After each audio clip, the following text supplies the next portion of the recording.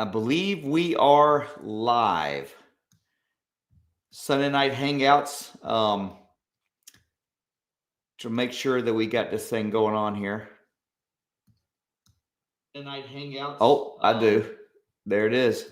So yeah, we're live. Sorry about that for the slight interruption. I'm not going to be able to get to all the comments like I normally do because it just becomes impossible when you're doing all the talking and everything else. Unless I got some buddies down in the basement, and I'll bring them in as we go, and then I can maybe catch up on some of the chats and whatnot. But just a quick overview. Been really busy. Had a lot going on last couple weeks. I started a video today. It's going to be called Lip Dynamics, and had plenty of footage from a run we did yesterday. It was a lot of fun, but I had to go meet some friends down in Charlotte this afternoon. And it was a pre-trip meet for a big trip we got coming up. So that was fun. Yesterday I was out on the river kind of unexpectedly at the end of the week, working all week. So there's no video this week. So we thought we'd have a hangout. So that's fun too. Quick reminder. The Packathon is Saturday, December 14th. And there is a link on Facebook and some other places. I'll put that up in just a minute. If you want to join, come on out. It's free. The proceeds from the merch sale are going to that. But December 14th in Greensboro from 1 p.m. to 3 p.m., we got the whole place to ourselves. So hopefully we get like 100 people in there packing meals. That would be amazing. Open to literally anybody. Sign up if you can. That way we know how many are coming, but we'll be able to handle the people no matter what that number is. If you know Girl Scout troops, Boy Scout troops, Young Life, high school friends, if you need high schoolers that need community service hours for some of their programs or whatnot, they can come. This is a perfect time for that. But ages 5 through 105, we got a job for you. It's 2 hours. It's a good time. There's a boat raffle. So we're looking forward to that. The merch is on the way of being ordered in and fulfilled. So that might be another week, week and a half, probably. I'm guessing historically anyway, if that holds true. Till that's ready, then the shipping will begin. And hopefully, like always, it'll all be there by Christmas. So yeah, that's kind of the news side of things. But yeah, we'll get right into it. I think what I want to do is start with, I'm going to bring as many of the guys in the basement up as possible here. And we're going to talk James River trip, some of the highlights from the different guys. And then I'm going to open it up and give an invite to some folks in the chat that were on the members trip. I want to bring them in and talk about members trip. And then I'm going to talk about another trip I got coming up. And then whatever else we stumble in along the way. So without any further ado, let me add in my friends that are waiting patiently. And there you go.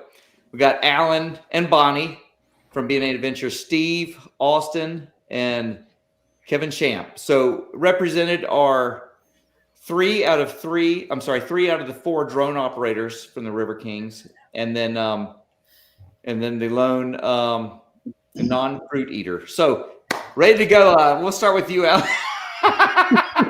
Inside joke. If you're looking for something to give Steve for Christmas or birthdays, fruit baskets are the way to go. So anyway, fruitcake also. He likes fruitcake. Yeah, the mushier the fruit, the better. So Alan, start with you. Tell me about your takeaways from the James River trip. Well, I'll tell you what. I mean, I was ready for a trip. We hadn't done one in a while. So, the Yukon was getting a little ugly up there. Pulled her down, went with you guys. It was a different trip because it's the first time I think we've met up at night to go and camp at 10 o'clock at night in glamping. Well, let's just put it this way. It was not an ordinary River Kings trip. I enjoyed the camping aspect more than anything. Don't get me wrong. The paddling, it was fantastic. It was great. But I always liked the campfire talk. I always liked the camaraderie around there and just getting to know the guys and whatnot. So that was my favorite part. But, as always, pulling out 20, 25 miles a day, that was pretty cool. Of course, it wouldn't be right without a nighttime paddle. So the last 2 hours of was it the first day? I think it was the first day that we basically did nighttime paddling. Thanks to everyone with a headlamp for blinding me. I'm pretty sure I returned the favor. But yeah, I mean, we had a great time. I mean, all the guys, Dan, Tim, Austin, Kevin, Steve, Dauber. Who am I missing? I mean, there was just so many of us. But it's always a good time. I mean, I don't know what else to say. It was just a fantastic trip. All right, Steve. So this was my first camping trip that I've been able to real camping trip that I've been able to go to, finally be able to make, and it definitely lived up to the billing. Thoroughly enjoyed just being on the water with all the guys that were there. It was fantastic. I feel like Alan kind of already went through and hit all the highlights, so it was kind of absolutely on all of them. Yep. All right, Dan, throw you in the mix. All right. Yeah, the glamping thing was new, and that was but it was nice. I enjoyed it. It was just because it was something different. But like Alan, the sitting around the campfire, and of course, me coming from Alabama and then getting the flat tire on the way up. I was really late getting in that first night, so I missed some of that. But yeah, it was a fantastic trip and a great group, and yeah, just an all around excellent time. Different, I'm sure from the sleeping in a glamping tent and not a hammock. At least one night, but we got it the second night. It felt more normal. Yeah. Right on. All right, Kev. I don't know what to do with my hands. No, it was definitely a more laid back camping experience. Kind of, that's going to be missed on the next nightmare camp that we have. The one that's, the mud pit and stuff like it was like, oh, remember that time we had those glamping tents and stuff? Wasn't that awesome? Yeah. But, now it was a good trip. It was a kind of Namacogginish kind of feel the whole way down through there. So For sure. But hey, real quick, Kevin, you look like you're hiding behind your name tag. Get that camera. There you go. That's a little better. I actually did have to lift my chair earlier. I kind of had the same problem, but yeah. No, everything was good, but it did sound like Alan might be wanting some more glamping trips, is what I heard. So that's not what you heard. I tell you what I would like. I'd love to go on another camping trip to where we find a campground that is directly between two train tracks. That was just a highlight of the trip. Yeah. So just to let you know, that piece of property they had there. I know. I'll just leave it at that because that's kind of the inside thing. Yeah, their piece of property they had for that second campsite had a train track on both sides of the river, and I think they just took turns all night. It was definitely part of the experience, but I don't really feel like it wasn't really a big negative. I've camped on a lot of rivers with trains. It was just no trains are better when you're trying to sleep, but it was kind of its own little quality or character to the campsite or something. But they're very close. So and I think they're on like the braking, whenever they start braking coming into a town. So it wasn't just a train. It was the screeching of the metal brake system, whether that's the wheel on the tracks or the pads on the wheels. I don't know what it was, but it was a very not relaxing sound. Yeah. So often you'll never even notice them, right? Yep. Okay. All right, Austin, what are your thoughts? So my first thought is a retort to Alan that it's not the first time we've rolled into camp at 10 o'clock. It's just the first time we've done it on purpose.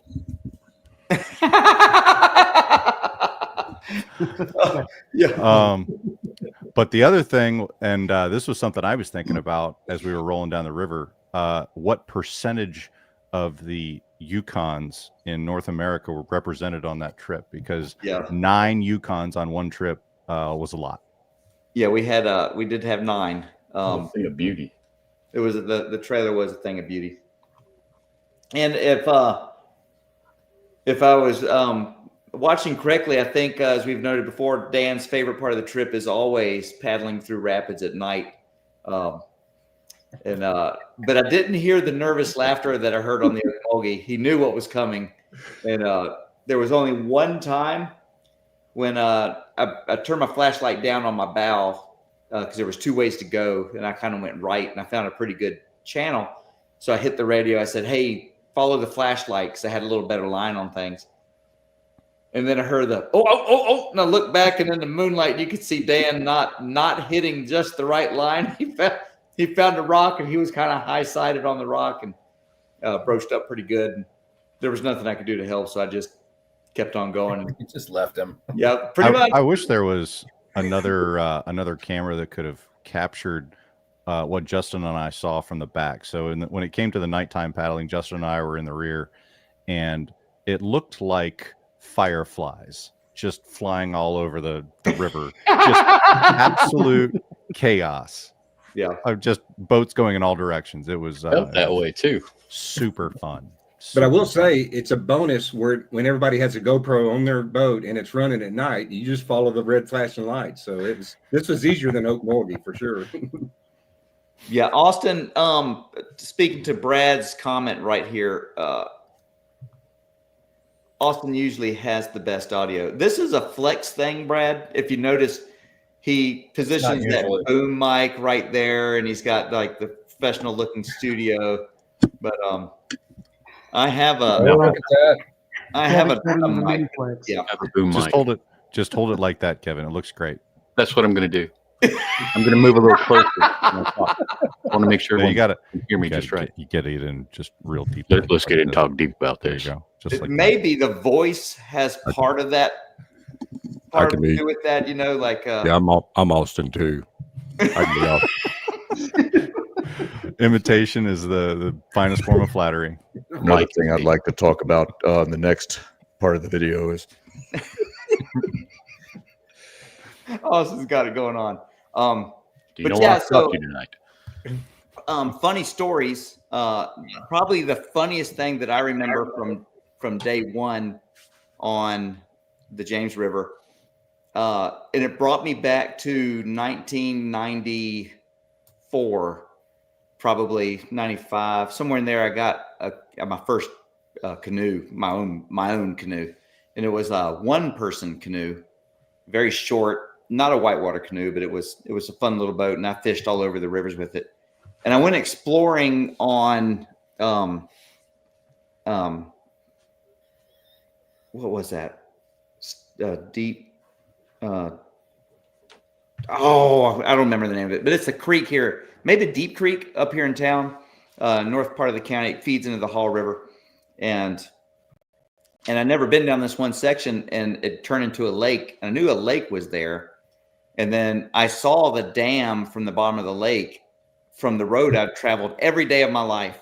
And the dam was like 7 feet tall. And this was before Google Earth and all these cool things.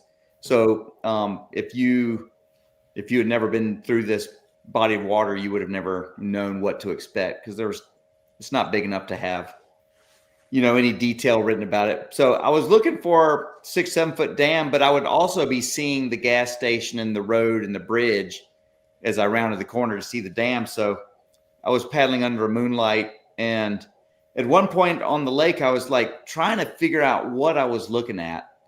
And it was the tree looked weird, and I just kept looking and looking and looking, and my brain couldn't process what I was looking at until I got about 4 or 5 feet from the edge. There was no flow, so it wasn't dangerous.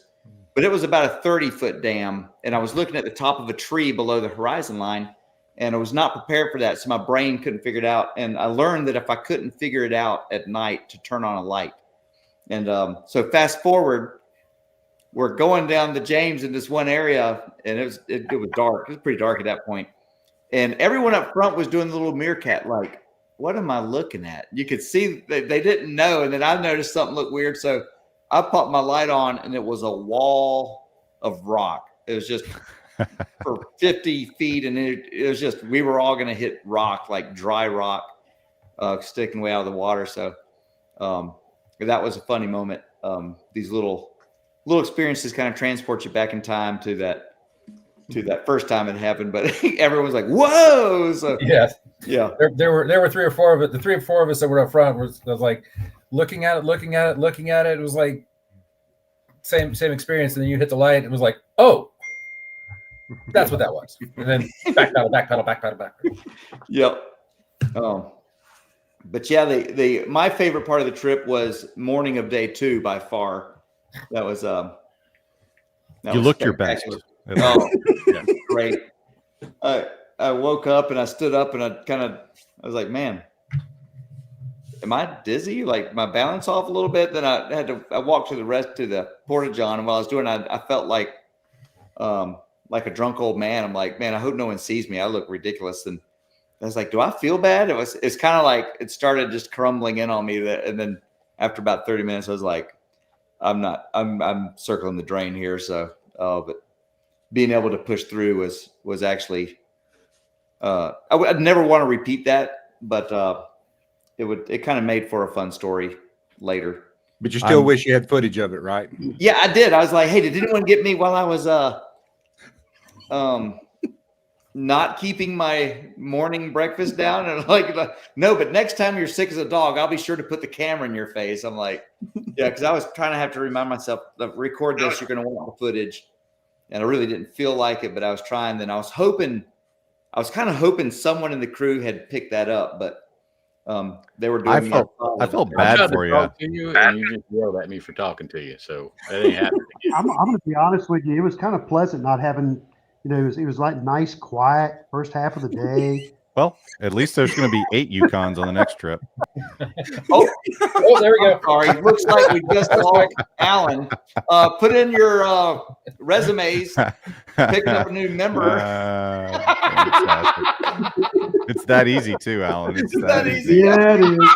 It's all about you. Just all of a sudden that text thread just goes silent, and you're like, Okay, so for those of you that don't know the inner workings of how this happens, it's kind of like we have all these silly anecdotal jokes, and I told well, basically, if you get the invite for the trip, it comes in the form of a group thread, a group text, and everyone who's a potential member of this trip is on the text, and there's an appropriate amount of time where you would have to respond that you can go or not go. And so as one by one, oh, I have a family commitment that week. In the bottom of the text thread, you see Stan has been removed from the group. It's just gone. It's like vanquished. So even people that know they can't go don't want to say they can't go yet because they know that's it. They're just Can we mention that you were trying to vanquish people from this trip simply for not doing an ISO update? Yeah. Okay. So this is worth talking about. It's really not. Here we go. Austin has left the chat. So we just caught a 22-story rocket that came in from outer space at 10,000 miles an hour. They caught it in the air with chopsticks. But we can't get a group text to go between Android and iPhone users. So that was driving me nuts. And people are like, well, you can get this app. I was like, I already have the app. It's called My Texting app. So anyway, there's this new thing called RCS, which enables all the group texting functions between Android and iOS. And so I just had to lay down the gauntlet that if you wanted to be a part of any future trip planning, that you would either get an RCS compatible phone. Like Dirt Dauber still has a phone so old. And I think an iPhone 6. Yeah, it's 6. It's a 6. And he can't even take a picture on it anymore because it's maxed out on storage, but he's trying to upgrade. But everyone else had iPhones. You can't do the group chat. So anyway, so I was like, that's it. You're not RCS enabled. You're not in the chat. So everyone upgraded and the world was a happy place again. But yeah, so with this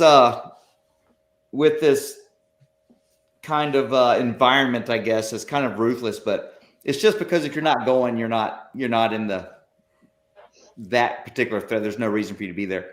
So I told Brad from As the Crow Flies Hiking. What is it? He's got two things. What is it, Austin? There's the Alabama Triple Crown. That's what was going on. That's why he thinks it's more important than paddling with River Kings. That's why he's big on the Alabama Triple Crown. It's a backpacking thing, the big 3 trails in Alabama, and he had that as a conflict, and so boom, he was vanquished. And I texted him later privately. I was like, hey, it's like we're like the Navy SEALs. It's like an elite. It's not that you. We do ring bells. Yeah, we ring bells. Look at Steve. If that's not an elite Navy SEAL, I've never seen one. So I said it's like we're like Navy SEAls, except there's no training or physical requirements involved. But we like to maintain the elite feel of a smaller group of guys because other people are suffering from attrition, and so it just brings the camaraderie of those left up. And then I think there is some ruthlessness, or I should say, there's value in the ruthlessness because Kevin's ruthlessness was probably what got you on the water on the morning of day 2, because you knew that if you didn't get on the water that morning, you would hear about it forever. And I don't mean like for like a long time. I mean like forever. I mean, honestly, remember that second part of the James River? Oh, yeah, I didn't consider that from Kevin, but he told me that day at break time on a gravel bar. Well, I'm still trying to muster the strength to get to camp. He goes, I'll just be honest with you. You better be glad you got in that boat because I'd never let you live it down. And that goes back to when Kevin broke his ribs and missed the Greenbrier trip that we've still never let him live down. So, wow. Yeah, there's definitely some. Glad you can join us, Bonnie. Wow. Oh, man. So, but I love it. Least favorite thing about the trip, Steve? That it wasn't longer. Yeah, that was mine. I mean, honestly, the ride up was, we were 3-4 hours a ride up. That was actually one of the highlights, was the ride up there. The fact that it wasn't longer. Austin? This is going to be a controversial least favorite. However, I said I was sorry, Austin. Don't take mine. I was already going to say Steve. Okay, do not take mine. I will say that the glamping was very nice, but knowing where the campsites were at the end of each day took a little bit of the edge off. Yeah, and it wasn't as adventurous as maybe some other trips have been, where you've got that edge of like, oh my gosh, are we going to be able to find a place to sleep tonight? Can I piece together 2 hammock trees? It's like we're just like, oh, I know exactly where we're going to be tonight, and it's going to have a fire ring, and it's going to have this amazing little whatever you want to call it, pavilion, shelter, eating shelter. So there was a little bit of a less of an edge, but I will say with the little asterisk that when the rain started on that final night, it was really nice to get into that little pavilion and get out of the rain and get all my stuff organized and stay dry. So it's good and bad. Alan? Well, I'm pretty much like everybody else. I think it could have been another couple of days longer. But, it is what it is. I mean, day 3, here we are pulling out at 1 o'clock in the afternoon. And it's like, wait a minute, this just feels wrong. It's like we should be paddling for at least another 7 hours. And to your point too, Austin, that little bit about paddling at night. Well, the nighttime paddling is always, we'll always find the next place. We'll just go a little bit farther. We'll find a campground a little bit farther, and pretty soon it's a little bit farther in the dark, a little bit farther. Well, this time we had targets, just like you were talking about. Right. So through the course of the day, if you picked up on the subtleties, I think Pete was actually holding back on us, making sure we didn't paddle faster to make sure we had an hour and a half, 2 hours in the dark. Well, I've already had this discussion with him. Yeah. And the long lunch. Absolutely. Yeah.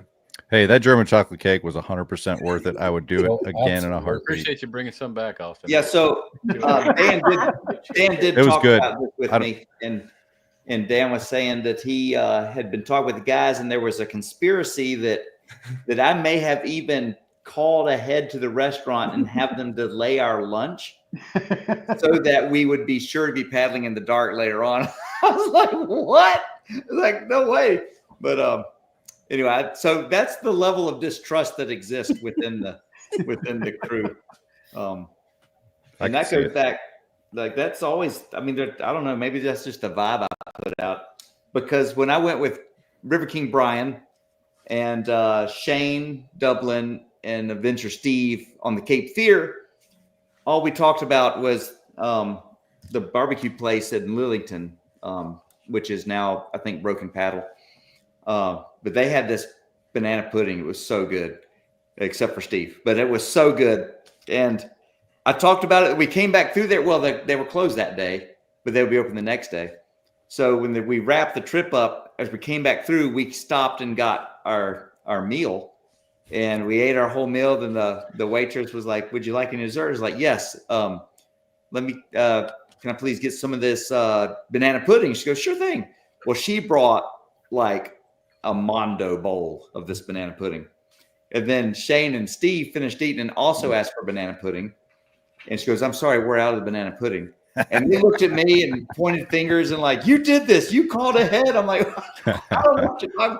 But they were certain. I think they still do believe that I did that. I pulled those strings, but it's not true. So if we're paddling at dark, it's just because Alan is slow and Dirt Dauber's on his phone and that sort of thing. But Wait. I believe I was one of those up front trying to pull you guys along. Alan was, and in fact, I mentioned that in the video. That's like you could tell who's afraid of the dark. They're like up front, trying to make this go fast.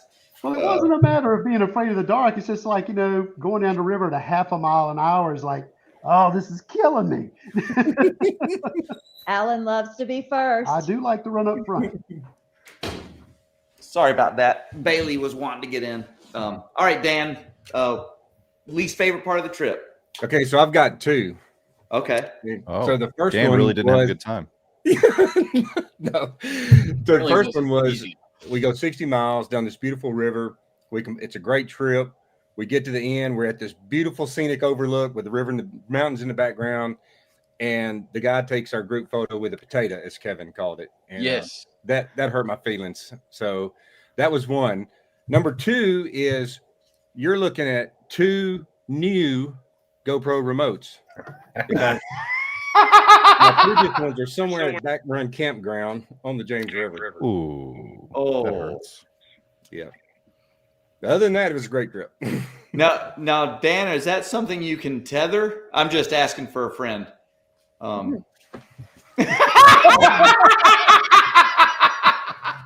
Thanks, Pete. Oh, that goes back to the French Broad. I saw his tether on his GoPro. I was like, "Ooh!" I said, "I've got an extra tether if you want to Thanks, give one." Kevin. The way he had it wasn't great. He was like, "No, I've got it. I've been doing it this way for 9 years. It's never let me down." And I was thinking to myself, I was like, "You've never really been where we're headed in 9 years, though." But anyway, so I've heard two people say that to us, and both of them lost the camera. all right, Both of them. Kev, least favorite part.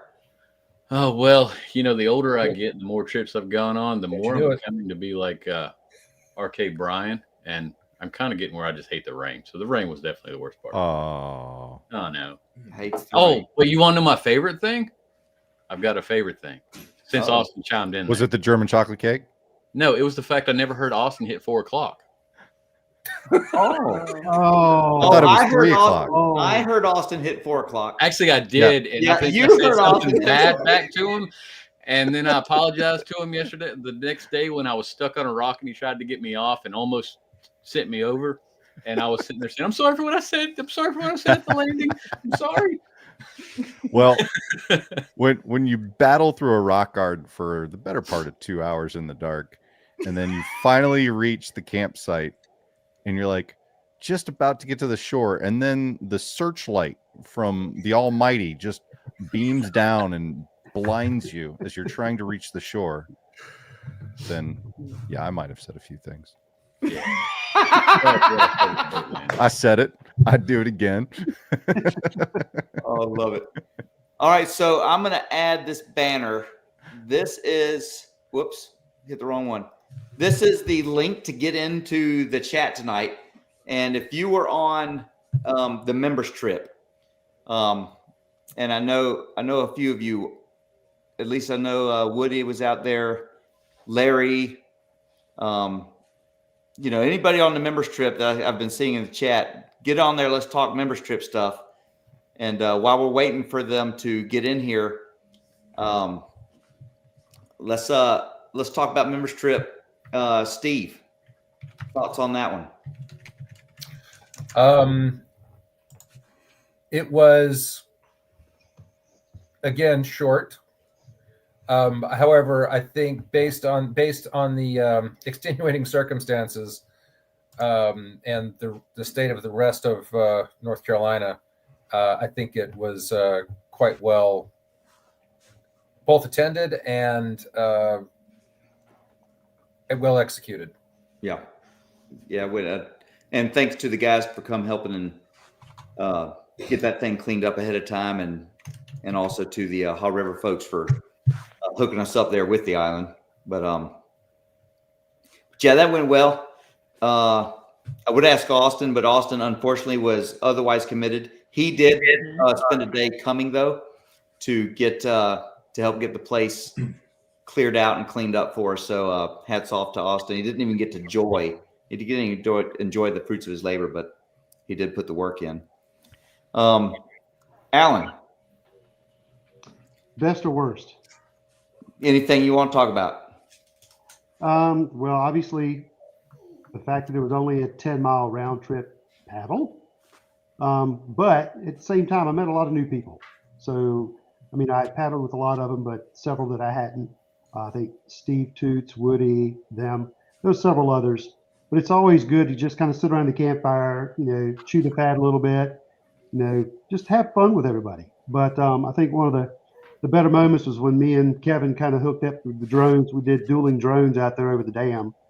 But we had some really good shots out there. I mean, for as short as the trip was, I think we got the most out of it that you could get. Yep. And Bonnie here, she's got something she wants to say. All right, Bonnie. The member trip is the one trip us women can go on, and it is awesome. Yeah, we've been wanting to do a husband-wife, kind of thing. Have we? Mm-hmm. Okay.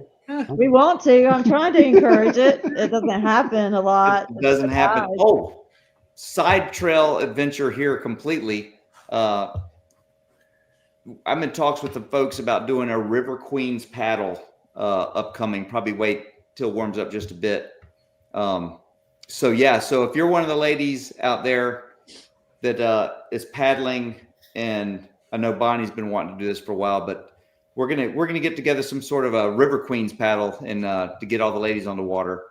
Anyway, just wanted to mention that because it's definitely on the radar as well. Are the ladies going to be able to borrow the guys' Yukons? I have my own Yukon, but are the ladies going to be able to borrow the guys' Yukons to go? I think this is going to be a whitewater thing. Oh, okay. Yep. I have you've been asking to do that at Wilson, and some other folks been saying some things, and then now a couple of other girls that tune in brought that up, and we started chatting about it last week. So I was like, yeah, well, let's do something. So not sure what it's going to be exactly. It may be the Nantahala, it may be something else. We'll just have a big day where we get out there and do like a ladies paddle. And Let's do it. Awesome. Okay, Dan, members trip. Kind of like Alan, it's the New River 2 years ago was great because you're going down the river and getting to see everything. This was a lot shorter, but I think that actually, like Alan said, that led to the best part, which was more time at camp, just getting to meet people and talk and hang out. And it was a lot more relaxed, and I really enjoyed the camp time on this last members trip. Yeah, right on. And that's what that site did offer, is an amazing, like that camp, fire around the fire experience. So yeah, that was nice. Kevin? Oh, best and worst on the members trip. One word, Steve. Wow. Shots fired. Both of them. Oh yeah. No, me and Steve are like I don't know how to describe Steve and Kevin are best friends now, folks. I just They want to are let you now know bros. something happened on day 1 or 2 of this trip, and a magical bond was formed. There's And like this mind link that no one else can see. It's like laser beams shooting out that both of us will hear a word of any kind. One word.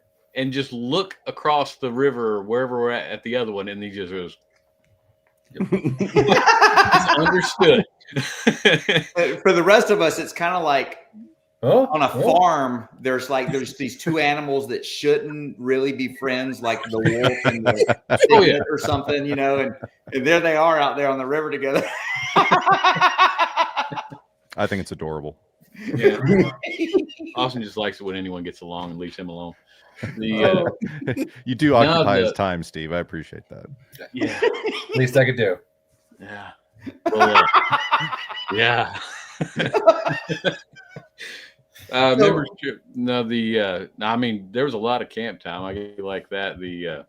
It's a little odd for us, but it was nice hanging out with everybody and lots of fire time and stuff like that. So Yeah, we got to have lunch and dinner. yeah, Yeah. on the same spot. That's odd. Yeah. That's only happened one other time, I think, in all the videos we've ever done, and that was on the Deep River at that last camp. But all the other nights paddling into the dark that got us ahead of schedule is what afforded that. So if you're not on the glamping tent tour, you got to put in the work to get the fun.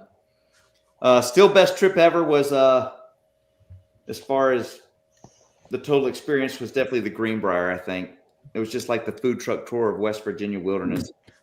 So that's like a good mix of wilderness, not exactly sure we were going to camp, except we kind of did because I'd been there once before, and then eating chocolate chip pancakes and peanut butter pie every day for lunch or some big breakfast.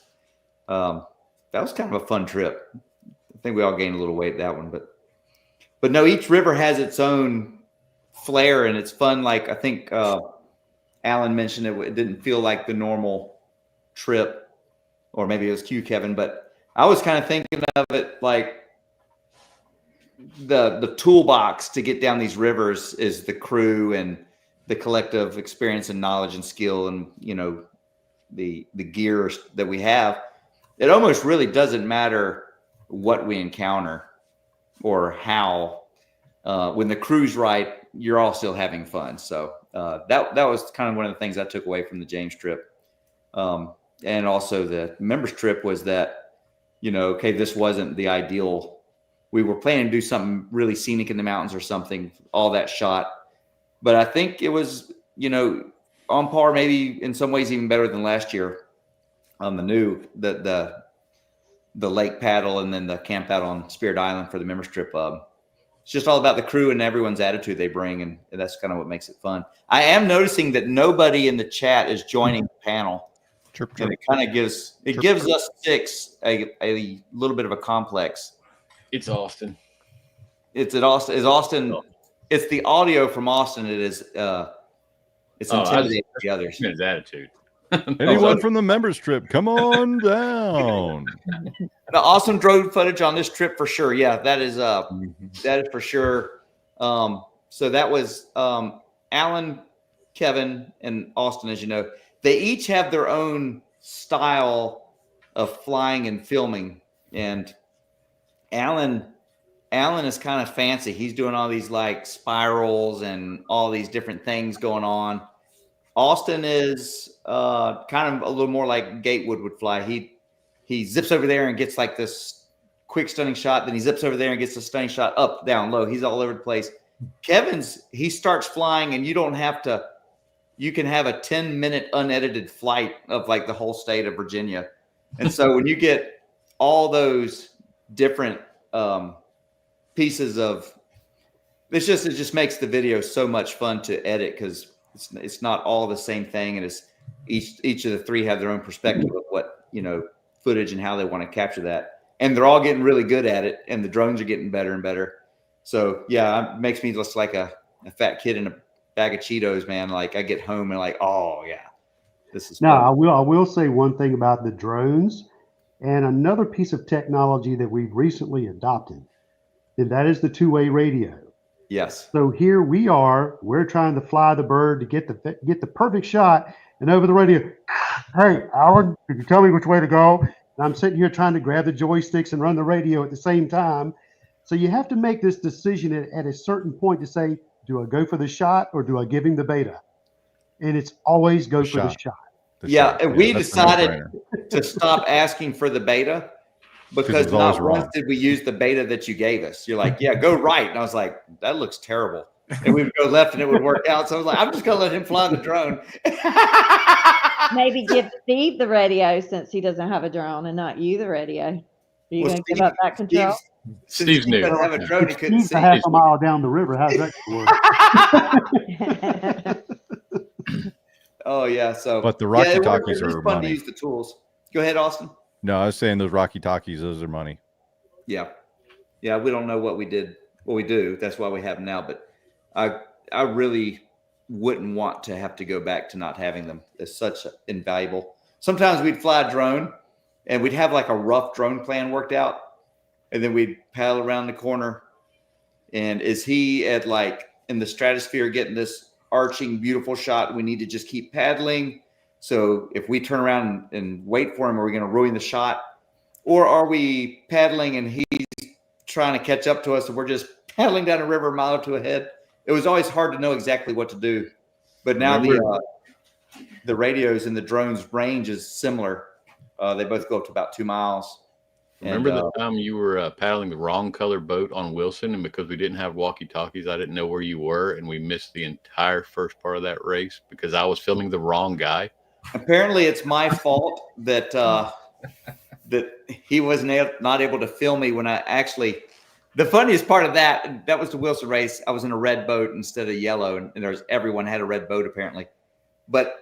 He was trying to find me on the river, and he said he looked down, and I was right beside him going by. He's like, "Oops!" And he's like a mile up the river looking for me.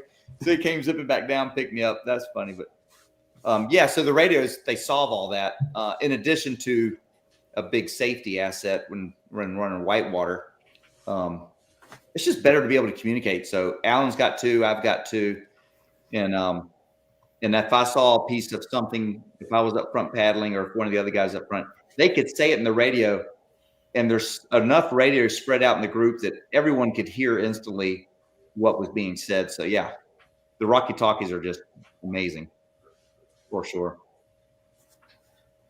Well, I guess we'll have to shut down the members trip paddle because no one wants to come join the party. It's kind of embarrassing. I think Woody was just embarrassed. He wasn't going to look good. You can turn the camera off and put the mic on, but that might be worse if it's allergies. It might sound terrible. But sorry, Woody. Hey, you guys want to answer the how long does it take to not be terrified flying drone while paddling over water? I think is what it said. Just crash the drone. Yeah, crash the drone. Get out the jitters. You never get not scared of flying over the water. You just go for it. You put the insurance on it. You tell Pete he's going to pay for it if you crash it, and you just roll on. Yeah. I think I got closest to ever crashing a drone when we were, what was that first place we stopped at on the James River trip? Where we got lunch. What was that? What was the name of that town? You were there for 2 hours. You had a mailbox. Good Eagle Lord. Rock. Oh, Eagle Rock. Eagle Rock. I was going back to catch the bridge that we had already come over to get into town. And I was just flying. And I didn't realize it. I flew directly between two of those power wires that were separated by about 12 inches. Well done. Yes. I actually on purpose. I have a still photo of that thinking, oh my. I was about an inch away from crashing. Well, Alan, what about the one shot? I think it was your drone where I think you just launched and you're kind of backing up to get everybody on the river. And all of a sudden these two limbs go and they're right there on either side of the drone. Yeah, they were very close. I think I had just taken off and I was going out and almost caught the limbs. Good thing for these drones they've got avoidances so that you don't, I mean, it's not that big of a deal. So Alan's drone, he has the sticks set up different from mine. I'm not sure how Austin's are set up, but he gave me his drone on the members trip to fly for something. He gave me the controller and he failed to tell me that he had it set up that way. So I hit the sticks the way I would normally fly, and it does it's all wrong. And I'm just like trying to figure out maybe I did something wrong. And then I realized I just dropped let go of the sticks. And I'm like, he's like, oh yeah, I have mine set up different. I'm like, you could tell someone that. I mean, Now wait, when y'all pull back, does it go up or down? Yes. There's two sticks first off. Yeah. So do you have the inverted, because my son does this with his flying stuff? No, he has where his when you yaw. push it forward, He has his it goes yaw. up, and you pull it back, it goes down. Well, the left stick goes up and down, forward and back. Which one does which? I think all of ours left stick. When you push it forward, it goes up. You pull it back, it goes down. No. Yeah, see, that's terrible. different from That's mine. wrong. So the No, way I have that's mine the way set up, mine the is. left stick is forward movement, backward movement, and then left turn, right turn. Yeah, See, yaw, that's my left right and stick. And then my right stick is yaw right, yaw left, and then up and down. Which So you goes got up, your- forward You or got your back? sticks exactly backwards. Up goes forward. Oh, y'all are all. I can't handle that. That's don't all wrong. Yeah, don't all fly right, my well, drone. get your own drone then. Kevin, are you forward and back the same as well? Yes. So forward is up? Yes. Oh, My left stick, when I push it forward, it flies forward, not up. When you pull it back, it goes back, not down. And then when you pull it to the left, it turns to the left. To the right, it turns to the right. Now, my left stick is yaw left, yaw right, and then up and down. Yeah. He has his yaw and his rotation opposite of mine, so it just about got him put in the trees. No, what about put me in the trees is autopilot. I didn't realize I had triggered autopilot while it was in reverse. And when it's on autopilot, if you don't turn autopilot off, it keeps going no matter what you do with the sticks. So I was panicking. So finally I realized what I was doing. I hit autopilot. By then it was already in the trees. Remember the time Austin ran into the tree on where were we? Missouri? Oh, the Current Missouri? River. Current. That was Current. amazing. But he was Yeah. like, he comes running by me. Do you see it? That was It was my a spark. spring. So Yeah, that was I his spark. pulled the boat up and we're going to paddle down the spring because it was some rapids there. I was like, this will be fun. Subsequently, I learned that that's frowned upon to do that. But anyway, so we're doing it, and Austin is doing this awesome, it's really tight, but he's flying through there with me, and I could hear the drone, and I'm coming through the best part of the rapids, and I hear this, and I was like, oh, but there's other people filming and other drones and whatnot, so I just kept on going. And I think I asked somebody, is it still alive? And then Austin's running down the trail. That was still hovering, wasn't it? Yeah, it was just Yes, like it yes. You hit the magically tree and just spun around. not. Yeah, it had not crashed. Like it Yeah, hit the tree and then did its and then it was done. It was fine. I left that in the video. So if you want to see that, that's in the Current River expedition. Probably It was the beginning of part 2. It was day 2. Yeah, the morning of day 2, because that was the first campsite. Yeah. So part 1 or 2, it's in there, but we left the footage in there where from the drone's viewpoint. It was a scary moment for Austin for sure. My drone. All is well. The moment on the Namakogan when the Spark, the first one, was being controlled by my phone, and my phone decided to just shut off in the middle of the river. And Pete's like telling me, he's like, go lower. I'm like freaking out over there, like I don't know what to do. it's like too high for him to grab. It's just in there hovering. So I have to shut my phone down and open it back up. So yeah. Very swift current where that was, in about a 30-yard wide river. I mean, just probably 6 miles an hour plus. And I was kind of in an eddy. And I was like, let's do this. And he wasn't talking. He wasn't saying anything, but nothing was happening. And the drone was slowly coming down about like that. And he was probably 8 feet off the ground.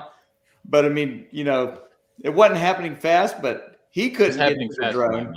And it was going to be in the water if something didn't happen. So I was like, we started making plans for me trying to intercept it when it got low or whatnot. But his phone, that was when he had his phone as an integral part of the controlling mechanism of the drone. So everything had to link through his phone. And didn't you have to restart your phone? Yeah. Yeah. It was scary. And that was on a Spark that had like a 7-minute flight time. So these now, like we're at like 40 minutes or something. We had I think Austin, what was it, like 12 minutes was the total battery, but you really only had about 7 minutes to fly. Yeah, But- of actual video time was like 7-8 minutes. And so everything had to happen really fast. We didn't have those long drawn out flights like we have now over the rivers where we, go way out there and up and around and turn around and do it again. And then be like, oh, I should have done it this way, and do it again and again and again. It was fly there. I hope I got it, land the thing, and let Pete work it out later. So yeah, they've come a long way. Now we kind of get bored before the battery dies. Yeah. What am I going to film now? Yeah, pretty much. Sit there and make faces at the camera. If you want to see the drone operators suck the seat cushion off their kayak seat, you have them do the water launch and the water landing on river. It's that does start changing they're all talking big guy stuff right now, but hey, put the drone in the sky. You seem like, even just getting the drone out of the back hatch, there's a lot happening. And the return to home, it ain't coming back because we're like down river now. So if they lose it, that thing's going to go back to where they launched it from. It's great. But yeah, when you catch them like that, it's good stuff. They're all proud and they feel good, but man, they're nervous while it's in the air. There was a question about lanyards. Lanyard on the controller. So I've got one for mine that's just kind of hooked in on a little eyelet right there. And so I don't wrap around anything, but I'll put my finger through the carabiner just so in case I drop it, it's not going to hit the ground. But yeah, so I do have a lanyard. Just got. Oh, look at that. Put it around your neck there. This is ultralight approved. We ain't backpackers, bro. You ultralight from the guy who has a water buffalo in the back of his boat every trip. I don't take a water buffalo backpacking though. Worst moment of members trip was being starstruck and thinking must not paddle too close to Pete. This is an ongoing joke. When Kevin's around, he clears this up real quick.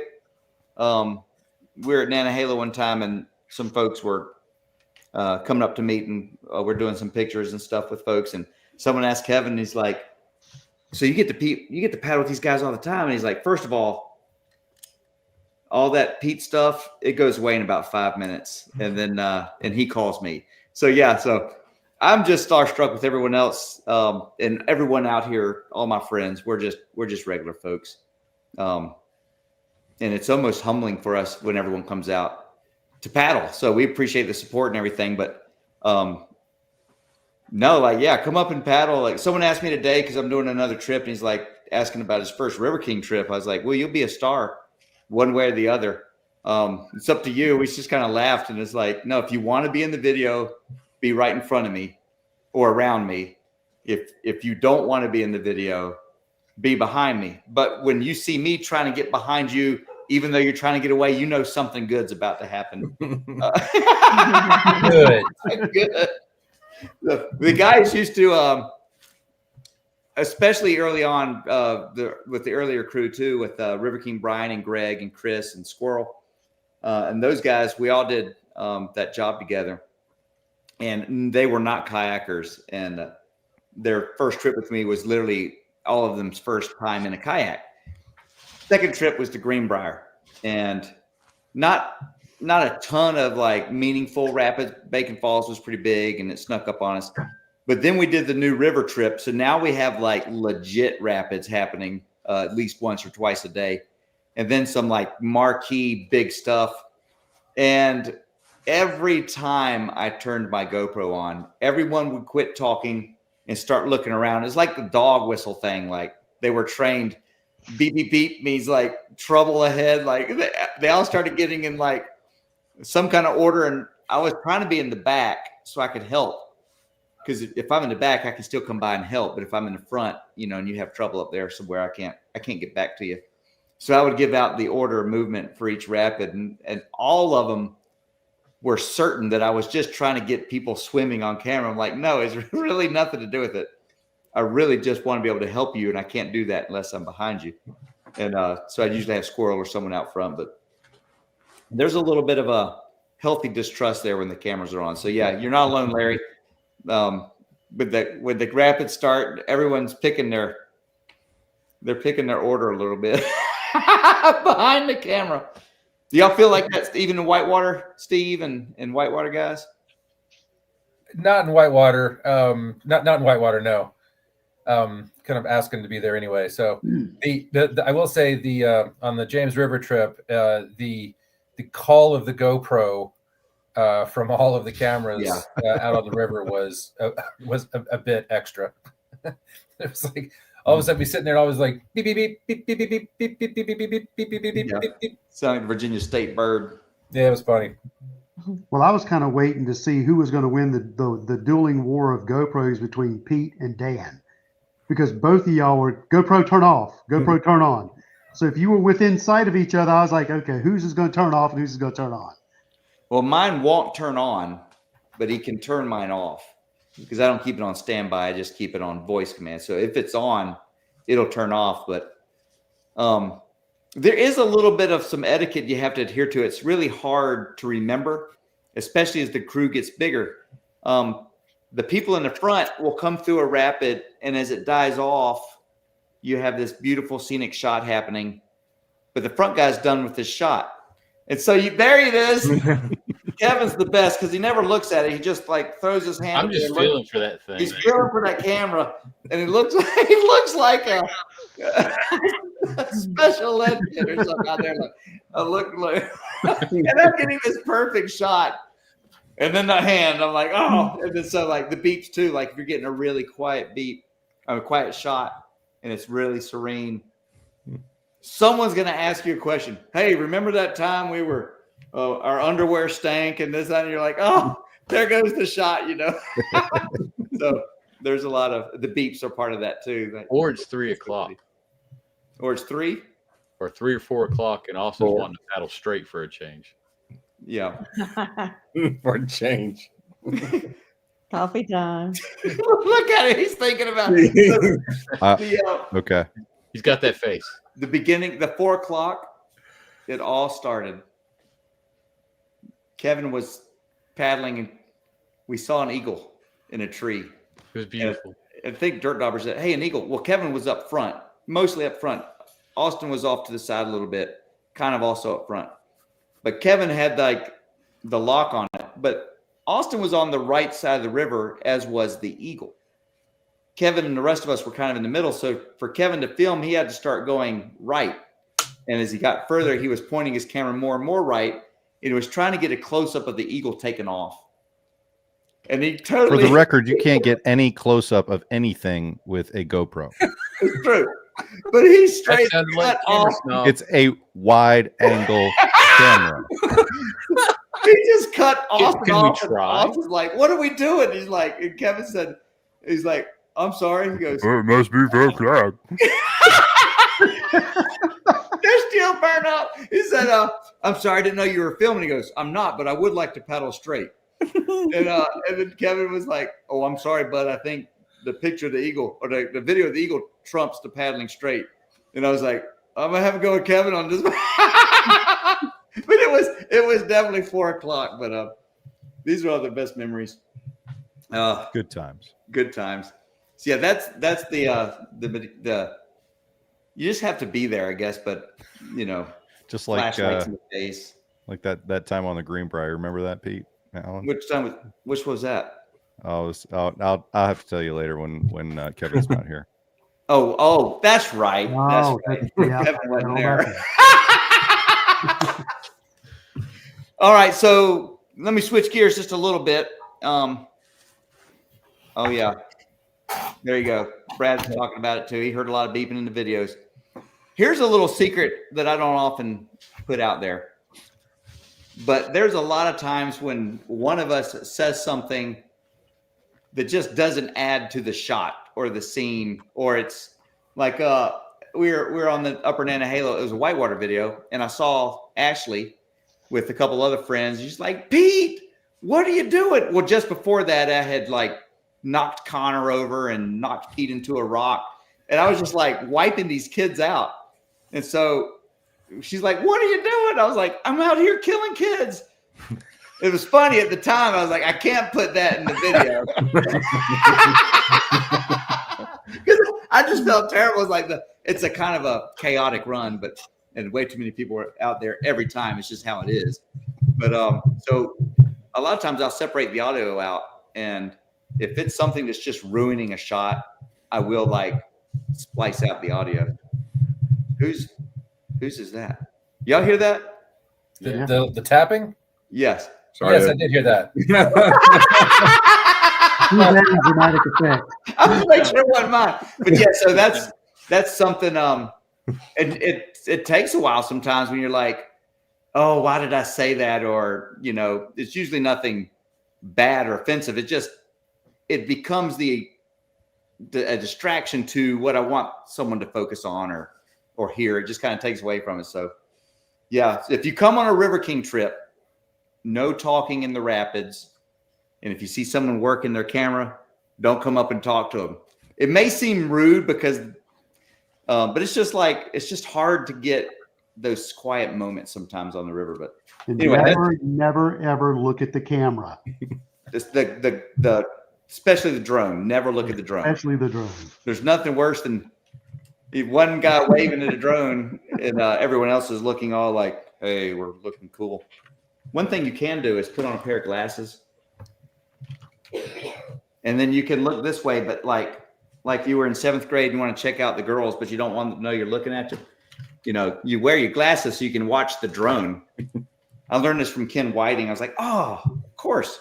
He wears glasses a lot so he can make sure he's in the shot and everything. So He's got purple glasses too. oh man. Well played. Yeah, so- Alan. Well played. Changing gears, like I said, this weekend, December 14th, is the Packathon. And we've got the whole headquarters reserved for the River Kings Packathon. So whether it's 10 people show up or 200, we're only in there packing during that 2-hour block. So please come out and share it with everybody else Boy Scouts, Girl Scouts, Young Life groups, anything like that, especially the young kids that are very competitive, because it drives that. A competitive group will pack twice as much as someone just hanging out talking and everything. So we're all competitive too. So not that hanging out and talk is bad, but we're there to pack meals. So we always have the goal to pack as much as humanly possible and kind of make the most of that 2-hour time block. So yeah, come out. We can use you. Even if you have a bad back and can't stand, we got a job where you can sit in chairs and put stickers on a bag and some quality control. And if you're a young buck, and or built like Dan, you could come out and do the warehouse jobs where you're hauling boxes everywhere. But good time. So yeah, if you can make it December 14th, 1 to 3 at 1200 East Lindsay Street in Greensboro. There's a link on the other social media. I'll put a link in a YouTube community post, and it'll be on Facebook, and I'll try to put it on Instagram. There'll be a sign up sheet for that. And I believe it's feedthehunger.org/River Kings. So you can go check that out and just sign up for it. It's free. But that way we'll know how many people are coming. Boat raffle. There's some other little gear raffles that are going away. If you show up, you're in the raffle, except for everyone sitting in this little 6-man panel here. But it wouldn't look good. But yeah. And I guess since you made it this far in the chat and you're still hanging on, I'm going to the Grand Canyon in February. So that was what I was doing this afternoon. A little bit excited about that. We're going to float the whole thing and joining some awesome folks who've done it before. It's a raft support trip. It's a little different than what I'm doing. I'll probably be in an empty whitewater boat, and all my gear will be in the rafts. And this duffel bag right there is one of the duffels, remote designs that Gatewood send me. So we're gearing up for that, getting ready. Looking forward to that. 21 days on the water. It'll be the longest time spent on the water. And 21 episodes of the Grand Canyon coming up. Just kidding. I think I'll probably do 4 or 5 days, at least 4 days, probably, I think, per episode. I don't know how it's going to work out because we're not paddling a big block of miles each day. But yeah, Amy begged this year. Official word, February 1st.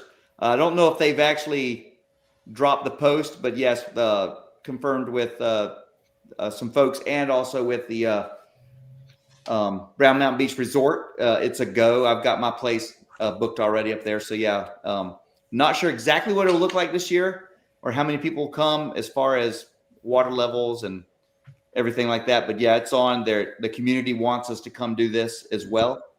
Because, you know, it means a lot to them. And that's it just helps to bring that life back into their community and get back to kind of a normal for them. So yeah, February 1st up there. Come on out. Even if you don't paddle, it's a good time to hang out, maybe pick up some trash, you know, support the local economy there, hang out down there at the resort.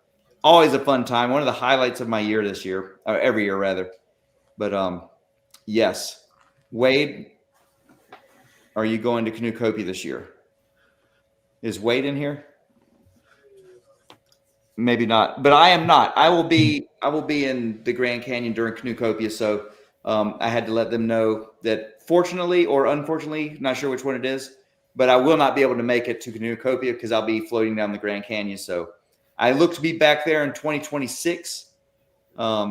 We had a good time up there, so can't pass up the chance to go to the Grand Canyon. And mostly I owe this to the Cross Paddles crew because they kept doing all these cool trips, and I was like, you know, I got to step it up a little bit. So maybe do the ultimate paddle trip in the Northern Hemisphere. So yeah, that's what we'll do.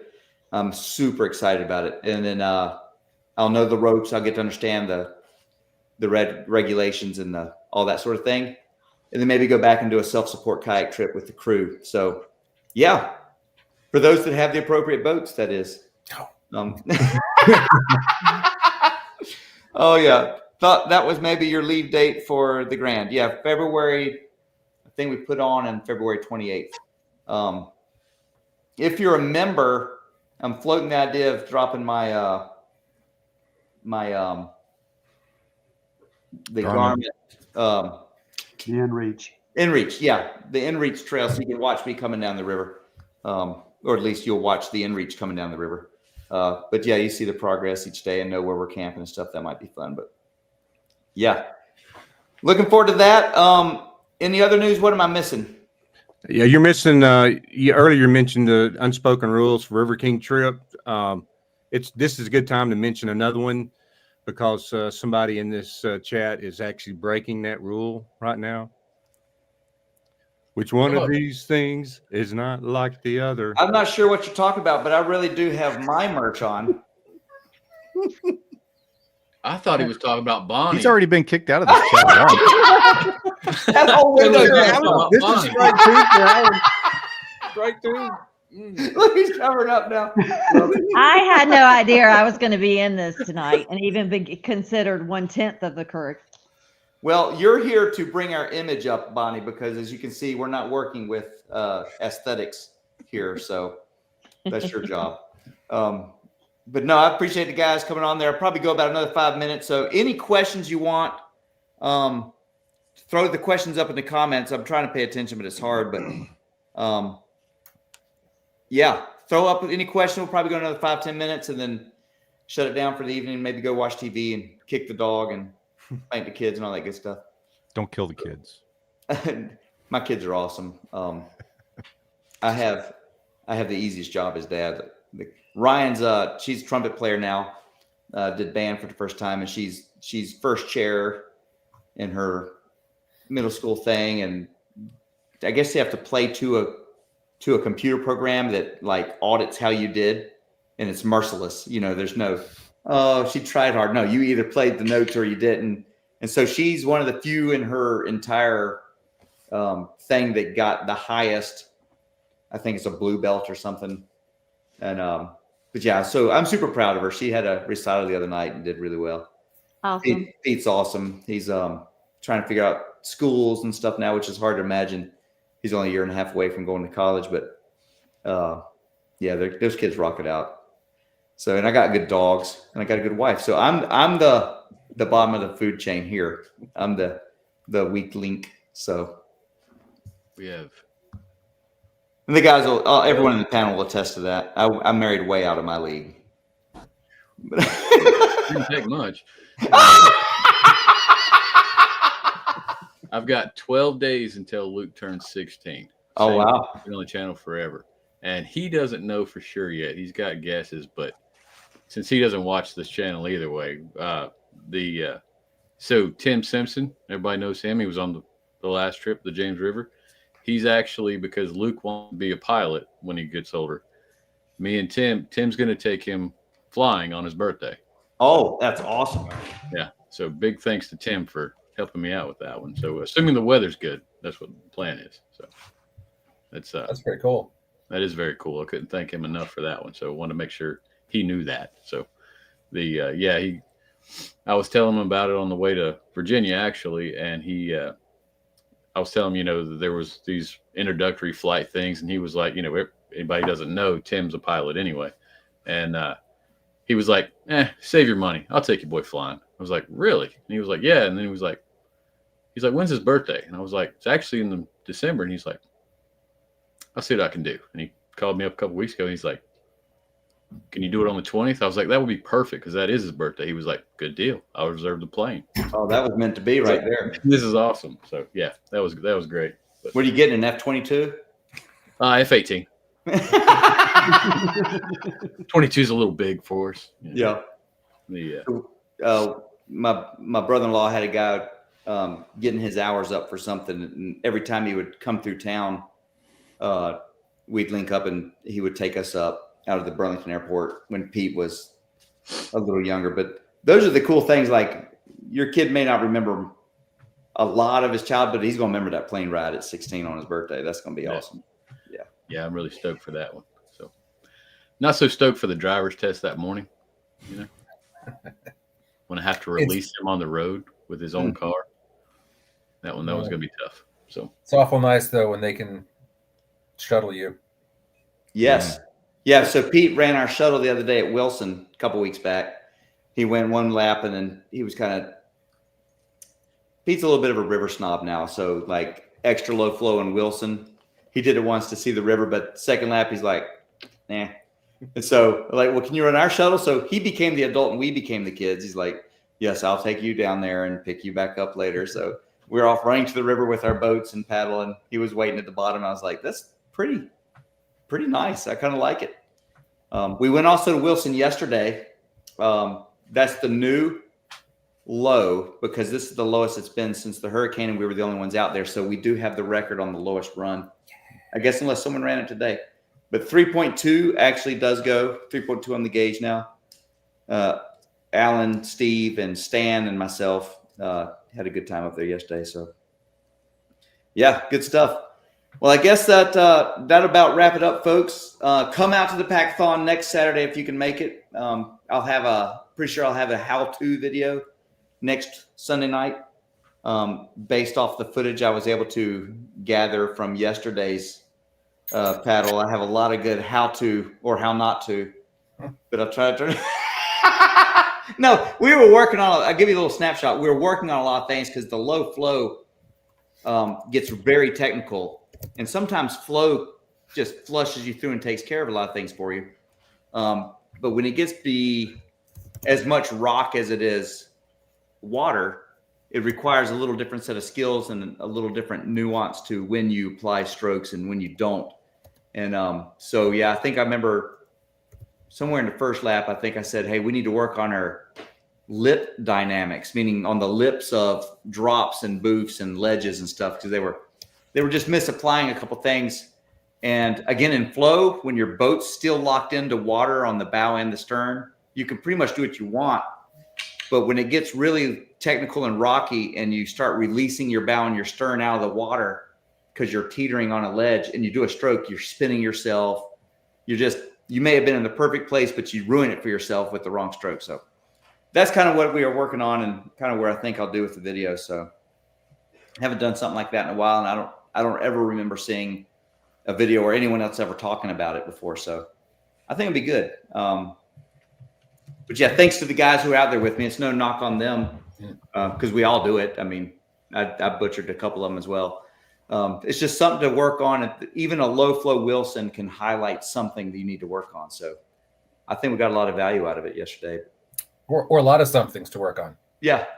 Hopefully I mean, if there was nothing, if you went to paddle with somebody and there was nothing to work on, it would almost be boring. You know, always improving is a good mantra. So right on. Well, guys, thanks for hanging out, and thanks to the panel for coming on here and chatting and making fun of me and you know, Don't mention it. yeah, anytime. Anytime. And just because I know he's going to say something later, there was that one time in Alaska when Kevin wasn't there. So got my Alaska quote in. See y'all all Saturday. Remember, boat raffle will be there. Just show up. You're in the raffle. And good luck to everyone that comes out. And I will see y'all next Saturday. And if not, if you can't make it, I'll see you in the chat Sunday. Bye. Peace. Good time.